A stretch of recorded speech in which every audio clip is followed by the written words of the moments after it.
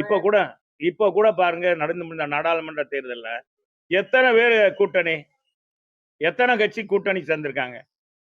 இன்னைக்கு முழுமையா 40 தொகுதியில வெற்றி பெற்றோம், வெற்றி பெற்றோம்னு சொல்றாங்க. நாங்க 2014ல 37 தொகுதியில வெற்றி பெற்றோம். எங்க அம்மா இருக்கும்போது கூட்டணியே இல்லாம நாங்க வெற்றி பெற்றோம். நாங்க ஆளுங்கட்சி. தனித்து நின்று எங்க ரெட்டை இலைய நின்றுச்சு. அது மாதிரி திராவிட முன்னேற்ற கழகம் நின்றுக்கணும்ல. 234 தொகுதியில வந்துரும்னு சொல்றாங்க. நான் கேட்கிறேன், இந்த வெற்றியினால திமுக காரங்க மகிழ்ச்சி அடைஞ்சிருக்காங்களா? உண்மையான வெற்றியா அது? உண்மையான வெற்றி அல்ல. இது வாங்கப்பட்ட வெற்றி.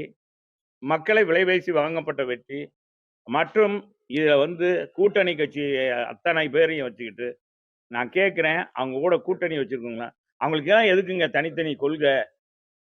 அவங்களும் திராவிட கொள்கைன்னு வச்சுக்கிறாங்க. திராவிட முன்னேற்ற என்ன தலைவரே? என்ன திராவிட முன்னேற்ற கழகத்துடைய கொள்கை தான் எங்க கொள்கை அப்படின்னு கம்யூனிஸ்ட் எல்லாமே கட்சியை இது பண்ணிடலாம். ஏன்னா அவங்க அந்த கொள்கை பிரகாரம் கடந்த 3 ஆண்டுகளாக எந்த குரலும் கம்யூனிஸ்ட் கொடுக்கவே இல்லை. விவசாயிகள் பாதிச்சிருக்காங்க.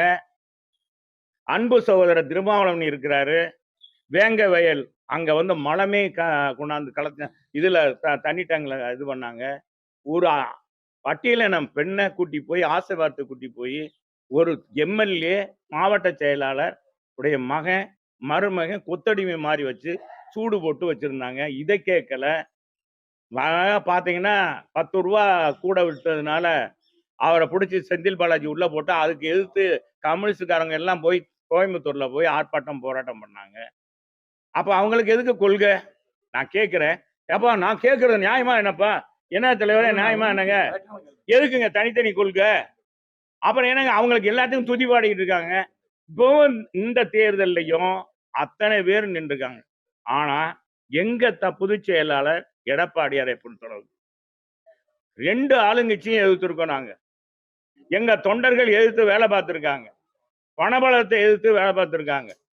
2 ஆளுங்கட்சியினுடைய அதிகார பலத்தை எதிர்த்து வேலை பார்த்திருக்கோம். எங்க நிர்வாகிகள் பார்த்திருக்காங்க. ஆக பொதுச் செயலாளருடைய நியாயமான இது என்னன்னா அவருடைய தீர்வு நிச்சயமாக மக்களுடைய மனநிலையை பார்க்கும்போது நிச்சயமாக எங்களுக்கு வாக்களிப்பாங்க. ஏன்னா ஏறி இருக்க விலைவாசி, நடந்திருக்க தில்லுமுள்ள மாவட்ட ஆட்சித்தலைவர் பாதுகாப்பு இல்லை, விஓக்கு பாதுகாப்பு இல்லை, யாருக்கும் போலீஸுக்கு பாதுகாப்பு இல்லை, பெண் காவலருக்கு பாதுகாப்பு இல்லை. இந்த ஆட்சியில 3 ஆண்டுகள்ல எல்லாமே. இப்ப கூட ஒரு சின்ன சம்பவம், நாகத்தீர்த்தத்துக்கு அருகாமையில போயிட்டு இருக்கேன் நான். நீங்க பாத்தீங்களா? வேகமா ஒருத்தர் ஓடியாந்தார். நான் ஒரு நிழல் கூட கட்டி கொடுத்துருக்கேன். அங்க இருந்து ஓடியாந்து ஏதோ கோரிக்கை வைக்க போறாரு அப்படின்னு வந்தானே.